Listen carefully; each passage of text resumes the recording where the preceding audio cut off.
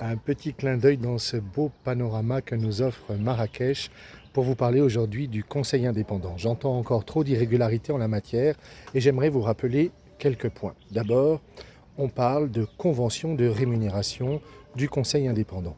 Vous allez établir, comme tout consultant, comme tout audit, comme un comptable, comme un avocat, une lettre de mission. Et vous serez rémunéré par des honoraires. Existe donc le mélange des genres. On ne parle pas de mandat de conseil indépendant. Ensuite, un autre point important en la matière, c'est que dès l'entrée en relation, vous devez dire à votre client si vous allez agir en tant que conseil indépendant.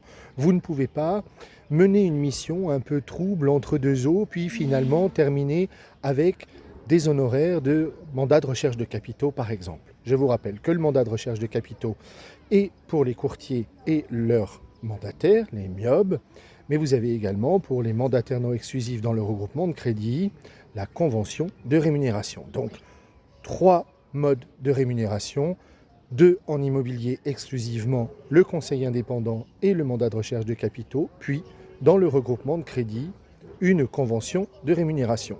Le conseil indépendant, pour finir, n'existe pas en matière de recherche de capitaux.